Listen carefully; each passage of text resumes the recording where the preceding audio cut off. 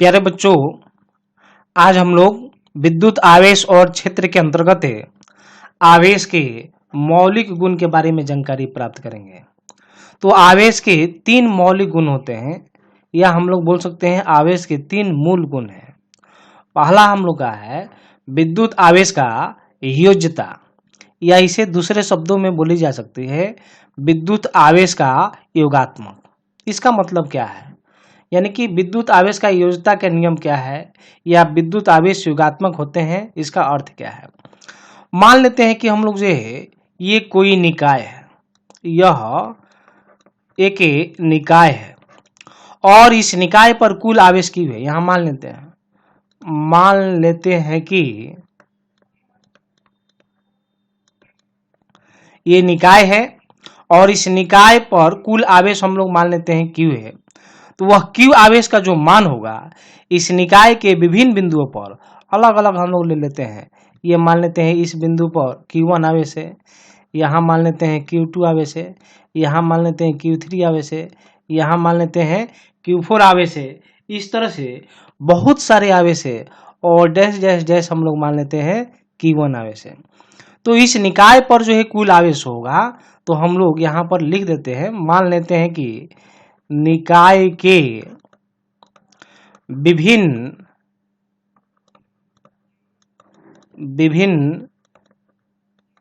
बिंदुओं पर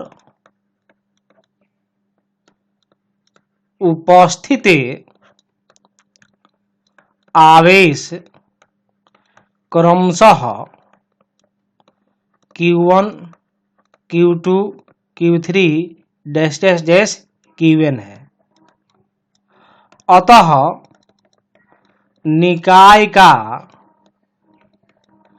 कुल आवेश,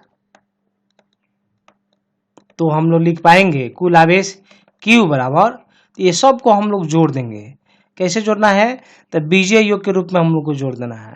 तो ये हो जाएगा Q1 plus Q2 plus Q3 plus dash dash dash, और ये हो जाएगा Qn। अगर 10 आवेश रहेगा तो 10 आवेश लिखेंगे, 20 आवेश रहेगा तो 20 आवेश को हम लोग जोड़ देंगे। इस तरह से हम लोग बोल सकते हैं किसी निकाय का कुल आवेश उस निकाय में विभिन्न बिंदुओं पर स्थित आवेशों के बीजीय योग के बराबर होता है। अब मान लीजिए बच्चों कि ये कोई निकाय है और इस निकाय के 4 अलग अलग बिंदुओं पर जो है ये 4 आवेश दिया गया है। 2 माइक्रोकुलाम, -3 माइक्रोकुलाम, 4 माइक्रोकुलाम और -5 माइक्रोकुलाम। तो इस निकाय का कुल आवेश, तो यहां लिख सकते हैं निकाय का कुल आवेश। तो कुल आवेश को हम लोग मान लेते हैं Q। आप इसको मान लीजिए Q1, इसको मान लेते हैं हम लोग Q2, इसको मान लेते हैं हम लोग Q3, इसको मान लेते हैं हम लोग Q4। जितने भी आवेश होंगे सबको हम लोग क्या करना है, जोड़ देना है। तो क्या किए थे हम लोग, पहले नियम में पढ़े, सभी आवेशों को हम लोग बीजीय योग के रूप में लिखे। तो लिखेंगे Q1, Q2, Q3 और ये हो जाएगा Q4। तो देखिए यहाँ पर सबका मान हम लोग रखेंगे। Q1 2 माइक्रोकुलाम है, तो ये हो जाएगा 2 माइक्रोकुलाम, फिर प्लस, अब यहाँ देखिए -3 माइक्रोकुलाम है, ये लिखेंगे -3 माइक्रोकुलाम, फिर प्लस, अब यहाँ देखिए Q3 का 4 माइक्रोकुलाम है, ये लिख दिए 4 माइक्रोकुलाम, और फिर अगला है यहाँ पर चौथा है -5 माइक्रोकुलाम, यहाँ लिख सकते हैं -5 माइक्रोकुलाम।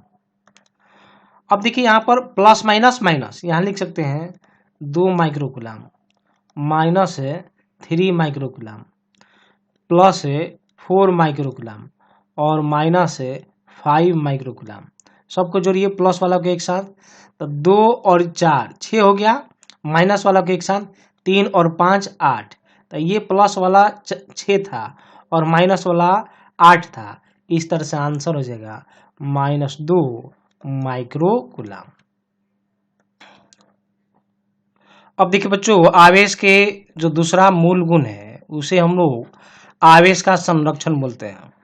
तो आवेश के संरक्षण के सिद्धांत क्या है, आवेश का संरक्षण क्या है, आवेश संरक्षित होते हैं। तो इसे हम लोग दो बिंदुओं के तहत हम लोग समझेंगे। पहला है किसी भी विलगित निकाय का जो कुल आवेश होता है हमेशा और हमेशा नियत रहता है। और दूसरी बात है विद्युत आवेश को न तो उत्पन्न किया जा सकता है और ना ही नष्ट किया जा सकता है। इसका मतलब विद्युत आवेश का केवल एक वस्तु से दूसरे वस्तु पर क्या होता है, रूपांतरण होता है। रूपांतरण नहीं बोलेंगे हम लोग, स्थानांतरण होता है।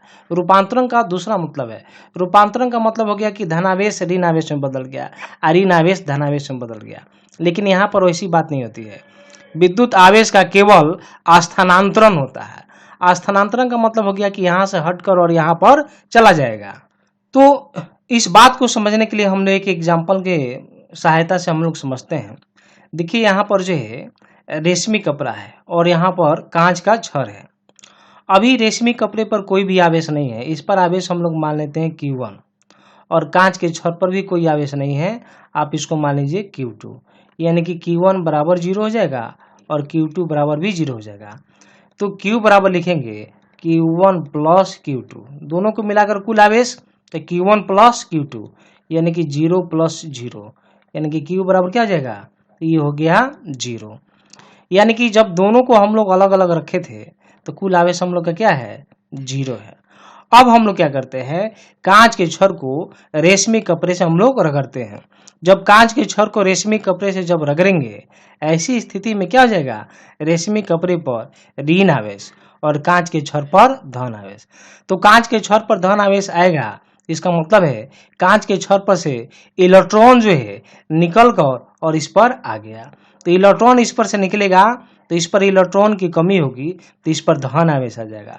तो देखिए कांच के छड़ पर धन आवेश दिखाया है, और रेशमी कपड़े पर रगड़ने के बाद से जो है इस पर इलेक्ट्रॉन की अधिकता हो जाएगी। तो देखिए इलेक्ट्रॉन की अधिकता हो जाएगी तो इस पर ऋण आवेश आ जाएगा। तो रेशमी कपड़े पर है ऋण आवेश। यहाँ से जितना इलेक्ट्रॉन निकल कर यहाँ पर आया है, यहाँ से जितना इलेक्ट्रॉन निकला है उतना ही इलेक्ट्रॉन रेशमी कपड़े पर भी आया है। इस तरह से रेशमी कपड़ा ऋणावेशित और यह क्या हो जाता है, धनावेशित। अब देखिए यहाँ पर जो है हम लोग Q1 अब लिखेंगे, तो देखिए Q1 का हम लोग लिखेंगे -Q, और यहाँ पर जो Q2 माने हुए थे यहाँ पर, अब इस पर क्या हो जाएगा, प्लस Q इसलिए वो हम लोग बोल रहे हैं यहाँ पर -Q, क्योंकि इस पर जितना इलेक्ट्रॉन का कमी हुआ है इस पर उतना ही इलेक्ट्रॉन की अधिकता हुई है, इसलिए दोनों पर आवेशों का परिमाण बराबर है। अधिकता के कारण यहाँ पर माइनस लिख दिए हैं और यहाँ पर कमी के कारण यहाँ पर हम लोग प्लस लिखे हैं। अब कुल आवेश, तो कुल आवेश हम लोग Q लिखेंगे और Q बराबर Q1 और प्लस है Q2। तो Q1 क्या है, -Q, और ये क्या है, +Q, तो यहाँ दे दिए हम लोग +Q, यानी कि -Q प्लस Q, या आवेश क्या हो जाएगा, Q बराबर फिर क्या हो जाएगा, 0। देखिए प्रारंभ में भी कुल आवेश 0 था और बाद में भी कुल आवेश 0 है। तो इस तरह से हम लोग बोल सकते हैं विद्युत आवेश को न तो उत्पन्न कर सकते हैं और ना ही नष्ट करते हैं, इसका केवल एक वस्तु से दूसरे वस्तु पर स्थानांतरण हुआ है। यहाँ पर इलेक्ट्रॉन हटकर यहाँ से निकलकर ना, इसमें से निकलकर और इस पर आ गया था, तो यही इलेक्ट्रॉन का स्थानांतरण होता है। नहीं, इस तरह से कुल आवेश जो है हमेशा और हमेशा संरक्षित होते हैं। आवेश न तो कम होंगे और आवेश ना ही बढ़ेंगे। आप देख सकते हैं यहाँ पर आवेश का मान Q बराबर 0 था और बाद में भी कुल आवेश का मान 0 है। इस तरह से आवेश संरक्षित होते हैं। अब बच्चों देखिए आवेश के मूल गुण का तीसरा यहाँ हम लोग लिखे हुए हैं नियम, आवेश का क्वांटमीकरण, और इसे क्वांटमीकरण का सिद्धांत भी हम लोग बोलते हैं। तो आवेश का क्वांटमीकरण का क्या मीनिंग है, किसी भी पिंड पर जो कुल आवेश होते हैं वह कुल आवेश का मान जो है हमेशा इलेक्ट्रॉन के पूर्णांक गुणज के रूप में होता है। तो इसे ही आवेश का क्वांटमीकरण कहते हैं। आवेश को जो है अनिश्चित रूप से हम लोग जैसे मन तैसे हम लोग विभाजित नहीं कर सकते हैं। यहाँ फॉर्मूला लिखे हैं Q बराबर ±N, जहाँ N जो है 1 2 3 4 ये हो सकता है। तो आप देखिए हम लोग का जो आवेश के मान है, ये आवेश का मान 100 इलेक्ट्रॉन -100 इलेक्ट्रॉन संभव है। आवेश का मान 2000 इलेक्ट्रॉन संभव है, लेकिन आवेश का मान 4/3 इलेक्ट्रॉन, दिख रहे हैं दशमलव के रूप में आ जाएगा, पूर्ण रूप से नहीं आ रहा है। -1/7 इलेक्ट्रॉन, -1/5 इलेक्ट्रॉन, 3/4 इलेक्ट्रॉन, ये सब संभव नहीं है। आवेश का मान हमेशा जो है इलेक्ट्रॉन के पूर्णांक गुणज के रूप में ही संभव होता है, तो इसे ही आवेश का क्वांटमीकरण का सिद्धांत कहते हैं। एक बात आपको जो है ध्यान में रखनी है, एक मटेरियल है जिसको बोलते हैं हम लोग जो है क्वार्क, और इसे हम लोग बोलेंगे ये क्वार्क है, और क्वार्क पर जो है आवेश के जो मान होते हैं वह आवेश का मान होता है ±2/3 इलेक्ट्रॉन और ±1/3 इलेक्ट्रॉन। इस पर जो आवेश के मान है दिख रहे हैं इस रूप में होते हैं। ये रिसेंटली जो है हाई एनर्जी फिजिक्स का ये खोज है कि क्वार्क पर आवेश का मान ±2/3 इलेक्ट्रॉन ±1/3 इलेक्ट्रॉन होते हैं। तो ये जो क्वार्क क्या है, ये क्वार्क से मिलकर बनता है प्रोटॉन, और क्वार्क से मिलकर बनता है हम लोग का न्यूट्रॉन। यानी कि प्रोटॉन और न्यूट्रॉन का जो है एलिमेंट्री यूनिट होता है क्या चीज, क्वार्क, और इस क्वार्क पर आवेश के मान इस तरह से होते हैं। तो केवल एक क्वार्क ही है जिस पर आवेश का मान जो है फ्रैक्शन के रूप में, दशमलव के रूप में संभव होता है। बाकी जितने भी पदार्थ है, जितने भी पिंड है, सभी पर आवेश के मान जो है इलेक्ट्रॉन के पूर्णांक गुणज के रूप में ही होते हैं। तो अब हम लोग जो है आगे चलकर इस आवेश के क्वांटमीकरण के आधार पर जो है विभिन्न तरह के अलग अलग तरह के क्वेश्चन हम लोग सॉल्व करने का प्रयास करेंगे। देखिए बच्चों, एक प्रश्न दिया गया है, क्या आवेश का मान 3.2 × 10⁻18 कूलम संभव है। तो हम लोग देखिए इसको किस तरह से सॉल्व करेंगे। यानी कि यह क्यू दिया गया है, क्यू बराबर 3.2 × 10⁻18 कूलम, और आप फॉर्मूला पढ़े हैं क्यू बराबर ±NE, तो यहाँ से लिख सकते हैं क्यू बराबर NE। तो यहाँ पर क्या करेंगे हम लोग, इस तरह के प्रश्न को सॉल्व करने के लिए एन का मान निकालते हैं। एन बराबर क्या हो जाएगा, Q/E, और एन बराबर Q/E लिखेंगे, और हम लोग ये वैल्यू पुट करके हम लोग चेक करेंगे, देखेंगे एन का मान पूर्णांक आ रहा है कि नहीं। अगर पूर्णांक आएगा तो आवेश का मान संभव होगा, यदि पूर्णांक नहीं आएगा तो आवेश का मान संभव नहीं होंगे। तो हम लोग एन बराबर, तो क्यू का मान 3.2 × 10⁻18 कूलम, और यहाँ पर इलेक्ट्रॉन का आवेश का परिमाण लिख देते हैं। इलेक्ट्रॉन पर जो आवेश होते हैं 1.6 × 10⁻19 कूलम। कूलम से कूलम कैंसिल हो जाएगा, ये दशमलव से दशमलव आपका कैंसिल हो जाएगा, और ये 16 दूना 32 हो जाएगा। तो लिख पाएंगे 2 × 10⁻18, नीचे में -19 है, ये ऊपर जाएगा प्लस हो जाएगा, तो 10 के पावर लिख पाएंगे हम लोग 19। इस तरह से 2 गुने ये हो जाएगा -18 और ये हो जाएगा +19, यानी कि 2 × 10⁻1, यानी कि 2 × 10 हो जाएगा, अर्थात कितना हो जाएगा 20। तो 20 एक पूर्णांक संख्या है, यानी कि एन का मान पूर्णांक आ गया। तो जब एन पूर्णांक आ जाएगा तो आवेश का मान संभव होंगे। तो हम लोग लिखेंगे हाँ, क्या है, आवेश का मान संभव है।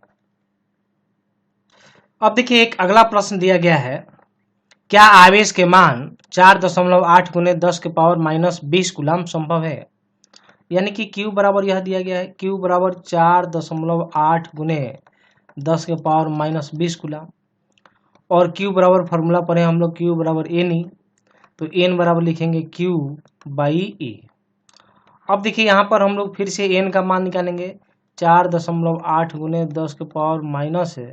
10⁻20 कूलम, और इलेक्ट्रॉन पर जो आवेश के परिमाण है तो ये 1.6 10⁻⁻, कूलम से कूलम कैंसिल हो जाएगा, ये डेसिमल से डेसिमल कैंसिल हो जाएगा, और 16 तिया 48 हो जाएगा। तो 3 × 10⁻20, और ये चला जाएगा ऊपर, तो ये धनात्मक हो जाएगा, तो 10⁻19, तो 3 × 10⁻−1, तो हम लोग लिख सकते हैं 3/10, यानी कि ये आएगा 0.3। तो n बराबर क्या आ गया, 0.3। ये पूर्णांक नहीं है, यह पूर्णांक नहीं है। जब पूर्णांक नहीं आएगा दशमलव के रूप में आ जाएगा, इसलिए आवेश का मान संभव नहीं है। तो हम लोग क्या हो जाएगा, यह संभव नहीं होगा, यानी कि आवेश का मान इतना संभव किसी भी पिंड पर नहीं होगा। अब देखिए एक अगला प्रश्न दिया गया है, किसी उदासीन वस्तु से 10 के पावर 6 इलेक्ट्रॉन निकाल दिए जाते हैं तो उस वस्तु पर आवेश का मान, ये नंबर है, ये 10 के पावर 6 क्या है, नंबर है, तो n बराबर हो जाएगा 10 के पावर 6। आप फॉर्मूला पढ़े हैं q बराबर प्लस माइनस एन ई। तो देखिए पिंड पर से जब कोई पिंड है और यहाँ से जब इलेक्ट्रॉन निकलेगा तो इस पर कौन आवेश आएगा, धनात्मक आवेश, इसलिए यहाँ पर प्लस ले लेंगे, तो यानी कि q बराबर लिखेंगे प्लस, तो ये लिख देंगे सीधे हम लोग एन ई, प्लस लिखेंगे तब भी, नहीं लिखेंगे तो ये प्लस धनात्मक ही है। अब n कितना है यहाँ पर, तो n हम लोग का दिख रहे हैं 10 के पावर 6 है, तो आप लिख सकते हैं 10 के पावर 6 और गुना इलेक्ट्रॉन पर आवेश 1.6 गुना 10 के पावर माइनस 19 कूलम। तो जब आप इसको कैलकुलेट करेंगे तो ये मिलेगा 1.6 गुना 10 के पावर 6 और ये माइनस में है तो यहाँ लिखे माइनस 19 और ये हो जाएगा कूलम। इस तरह से 1.6 गुना 10 के पावर माइनस 13 कूलम आवेश के मान उस पिंड पर आ जाएंगे। उदासीन का मतलब होगा कि प्रारंभ में उस पर किसी भी प्रकार के आवेश नहीं है और वहां से इतने इलेक्ट्रॉन निकालेंगे तो उस पर आवेश का मान इतना आ जाएगा। देखिए अगला प्रश्न है यहाँ पर, किसी वस्तु पर 10 के पावर 5 इलेक्ट्रॉनों की अधिकता होती है। 10 के पावर 5 क्या है, इलेक्ट्रॉन की संख्या है, नंबर है, यानी कि n बराबर 10 के पावर 5। हम लोग फॉर्मूला पर है q बराबर प्लस माइनस एन ई। तो इलेक्ट्रॉन की जब अधिकता होगी तो उस पिंड पर, उस वस्तु पर आवेश की प्रकृति क्या हो जाएगी, ऋणात्मक हो जाएगा। इलेक्ट्रॉन की अधिकता हो जाएगी तो ऋण आवेश, तो q बराबर लिखेंगे माइनस एन ई। n तो माइनस n का मान यहाँ है 10 के पावर 5, तो यहाँ देंगे 10 के पावर 5 और इलेक्ट्रॉन पर आवेश का परिमाण, तो ये हो जाएगा इतना। जब इसको कैलकुलेट करेंगे आप तो हम लोग को मिलेगा 1.6 गुने 10 के पावर माइनस 14 कूलम। तो इस तरह से इतने इलेक्ट्रॉन की जब अधिकता होगी तो उस वस्तु पर आवेश का मान इतना हो जाएगा, यानी कि माइनस 1.6 गुने 10 के पावर माइनस 14 कूलम होगा। देखिए ये प्रश्न दिया हुआ है, किसी वस्तु पर से कितना इलेक्ट्रॉन हटा दिया जाए कि उस वस्तु पर आवेश का मान 1 कूलम हो जाए, यानी कि कितना इलेक्ट्रॉन हटा दीजिए, यानी कि n पूछा जा रहा है। और आप फॉर्मूला पर हैं q बराबर N E plus minus N E. तो इलेक्ट्रॉन हटाएंगे तो उस वस्तु पर धनात्मक आवेश आएगा, तो ये हो जाएगा q बराबर एन ई। अब n निकालना है तो n बराबर लिख पाएंगे हम लोग q बाई ई। तो देखिए यहाँ पर हम लोग जो है n q, तो q का ये मान दिया हुआ है कितना, 1 कूलम, तो लिखते हैं हम लोग 1 कूलम। और इलेक्ट्रॉन पर आवेश के परिमाण 1.6 10 के पावर माइनस 19 कूलम। कूलम से कूलम कैंसिल हो जाएगा, तो 1/1.6 गुना इसको ऊपर ले जाएंगे, ये हो जाएगा 10 के पावर 19। अब हम लोग क्या करते हैं, यहाँ से 1 10 यहाँ पर रखते हैं, तो ये 1 गुने 10 लिख सकते हैं और 1.6 गुने 10 के पावर 18। 1 10 इधर आ जाएगा तो 1 10 इसमें कम हो जाएगा, तो 10 के पावर 18। अब देखिए ये दशमलव को इधर ले जाएंगे तो यहाँ लिख पाएंगे हम लोग 10। अब यहाँ देखिए ये काम को 2 5 10 और यहाँ लिख सकते हैं 2 8 16, फिर 2 5 10, ये हो जाएगा 2 चौके 8, तो ये हो जाएगा 25/4 गुने 10 के पावर 18। तो n बराबर जब 25 में 4 से भाग देंगे तो ये मान मिलेगा 6.25 गुने 10 के पावर 18। इस तरह से इतने इलेक्ट्रॉन जब, यानी कि 6.25 गुने 10 के पावर 18 इलेक्ट्रॉन किसी वस्तु पर से हटा दिया जाएगा तब उस वस्तु पर आवेश के मान 1 कूलम प्राप्त होंगे। देखिए एक अगला प्रश्न दिया गया है, दो वस्तुओं के बीच आवेश विनिमय के क्रम में एक वस्तु दूसरी वस्तु को प्रति सेकेंड 10 के पावर 9 इलेक्ट्रॉन देती है, तो 1 कूलम आवेश देने में कितना समय लगेगा। यहाँ पर जो ये 10 के पावर 9 है, ये 10 के पावर 9 इलेक्ट्रॉन की संख्या है, यानी कि n बराबर 10 के पावर 9 और इतना इलेक्ट्रॉन देती है, यानी कि इतने ये जब इलेक्ट्रॉन देगा तो कितना आवेश का मान होगा। तो Q बराबर हम लोग लिख सकते हैं प्लस माइनस Ne और इलेक्ट्रॉन देती है तो धनात्मक आवेश। तो यहाँ लिख सकते हैं हम लोग जो है ये Q बराबर यहाँ पर लिख पाएंगे Ne और ये हो जाएगा 10 के पावर 9 1.6 गुने 10 के पावर माइनस 19 कूलम। आप इसको जब कैलकुलेट करेंगे तो Q बराबर मिलेगा हम लोग को, ये देखिए ये 10 के पावर 9 है और यहाँ 10 के पावर माइनस है 19 है, तो ये हो जाएगा 1.6 गुने 10 के पावर माइनस 10 कूलम। यानी कि 10 के पावर 9 इलेक्ट्रॉन यहाँ से दिया, यानी कि इतना आवेश देने में कितना समय लगता है प्रति सेकंड। प्रति सेकंड का मतलब होगा 1 सेकंड। ये अर्थात हम लोग बोल सकते हैं अर्थात 1.6 गुने 10 के पावर माइनस 10 कूलम आवेश देने में 1 सेकेंड लगता है।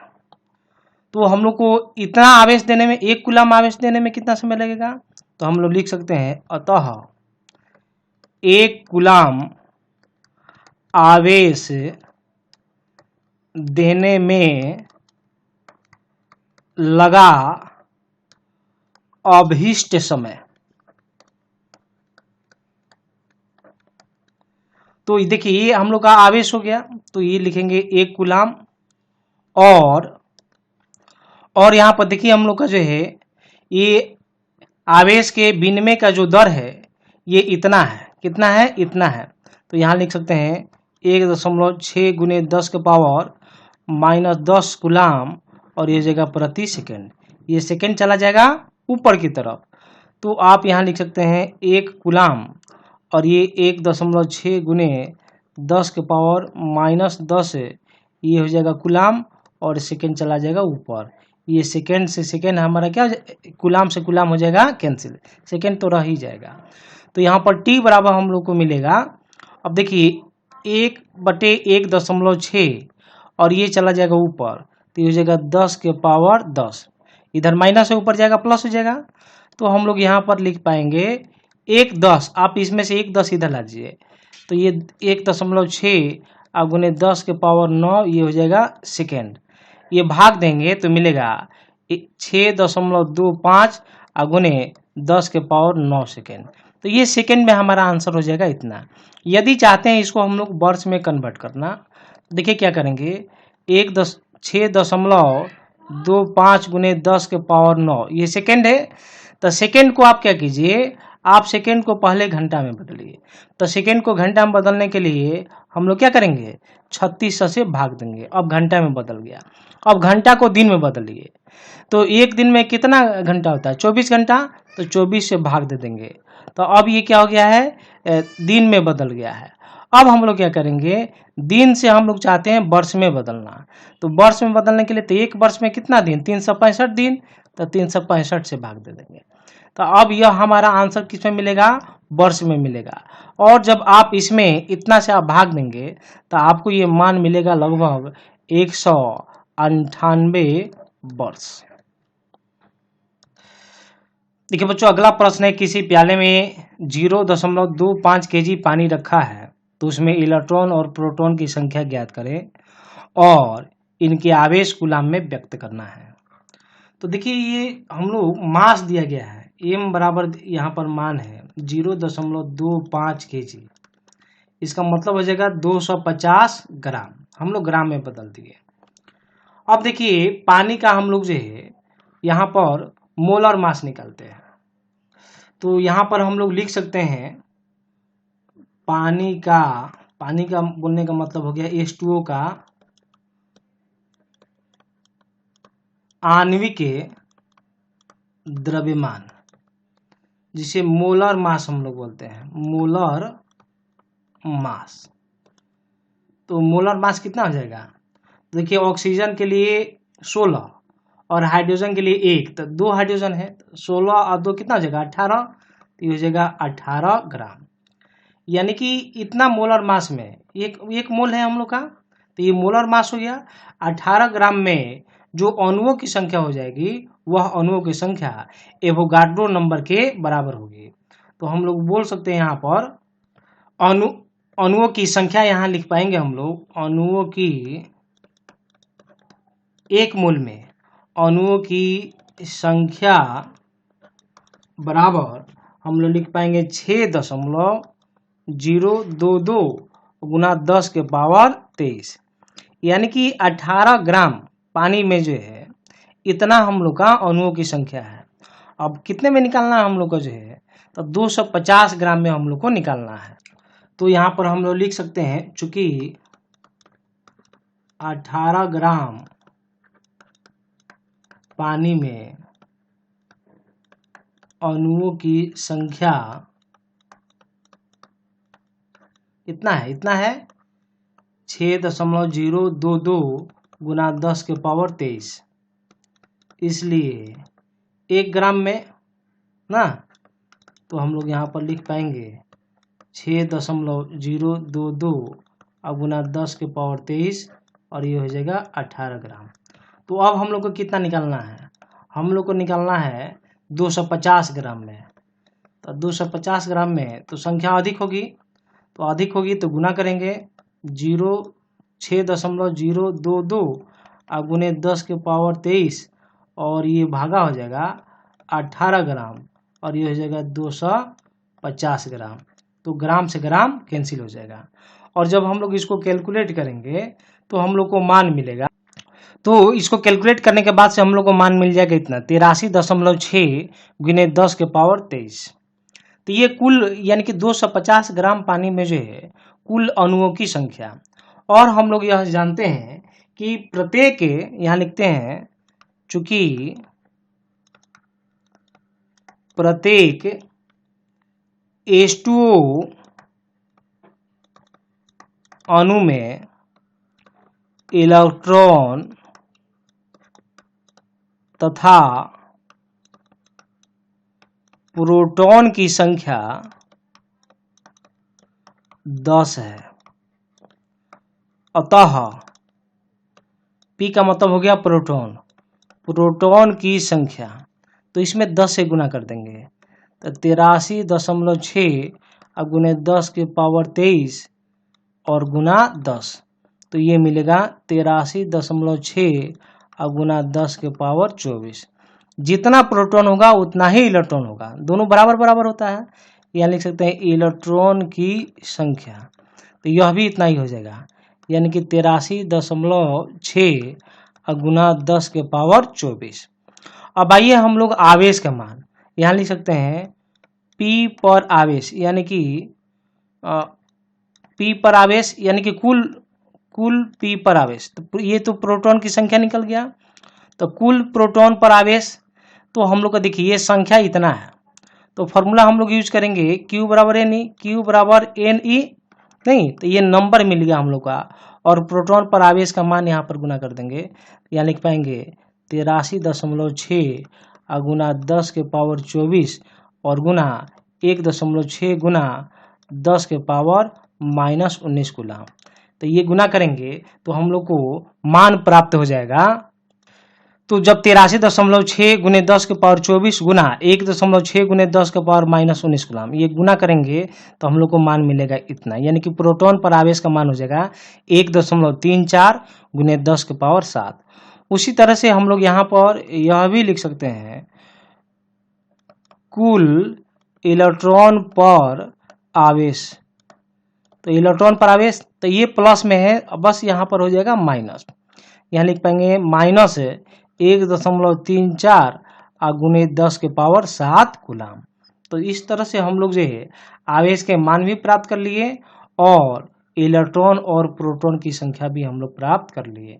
तो इसमें आप कुछ नहीं करना है, जो भी द्रव्यमान दिया गया यदि केजी में दिया है तो आप इसे ग्राम में बदल दीजिए, और इसका मोलर मास पानी का 18 ग्राम है, तो हम लोग और अणुओं की संख्या जो है यहाँ पर हो जाएगी 6.022 गुने 10 के पावर 23, तो 18 ग्राम में इतना, इसलिए 1 में, इसलिए 250 ग्राम में ये अणुओं की संख्या निकाल लिए, और प्रत्येक अणु में इतना इलेक्ट्रॉन और प्रोटॉन है नहीं, तो इस तरह से कुल प्रोटॉन की संख्या निकाल लिए और कुल इलेक्ट्रॉन की संख्या भी निकाल लिए, दोनों बराबर बराबर हो जाएगा।